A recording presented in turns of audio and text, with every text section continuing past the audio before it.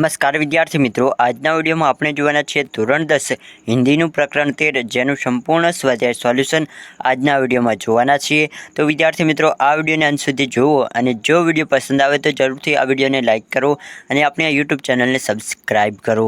તો ચાલો વિદ્યાર્થી મિત્રો, આ વિડીયોની શરૂઆત કરીએ।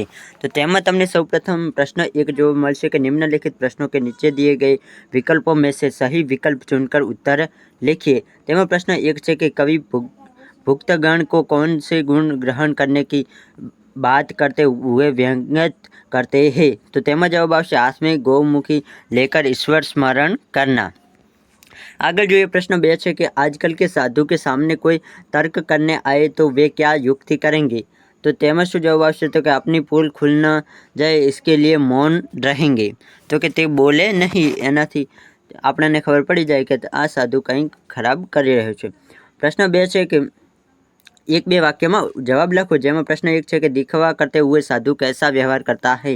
तो कि दिखावा करते हुए साधु नम्रता का व्यवहार करता है। आगे है प्रश्न 2, साधु उपदेश देने के लिए झोंपड़ी कहाँ बनाते हैं।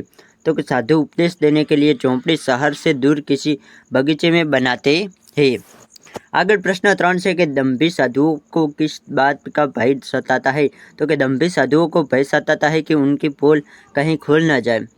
प्रश्न 4 है कि साधु मौन धारण क्यों करते हैं। तो कि धर्म संकट से बचने के लिए साधु मौन धारण करते हैं। आगे जो ये विद्यार्थी मित्रों प्रश्न 3 जेमा निम्नलिखित प्रश्नों के 2-3 वाक्यों में उत्तर लिखिए। जेमा प्रश्न 1 है कि ढोंगी साधु भक्तजनों को क्या उपदेश देते हैं।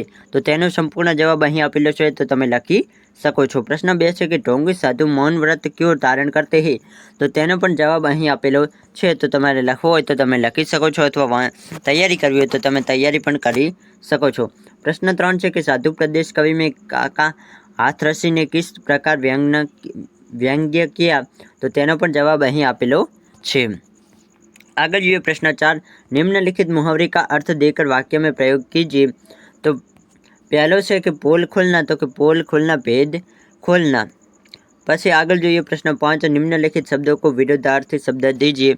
जे अहीं जेटला पण शब्दों आपेला छे तेना विरुद्धार्थी अहीं शब्दों आपेला छे, तो तमे वांचवा होय तो वांची शको छो। आगळ छे निम्नलिखित शब्दों के विशेषण बनाइए। तो तेना पण अहीं विशेषण बनावेला छे, तो तमारे लखवा होय तो तमे ते पण लखी શકો છો अथवा વાંચી લેવા જેથી તમારી પરીક્ષામાં પૂછાય તો તમને જલ્દીથી આવડે।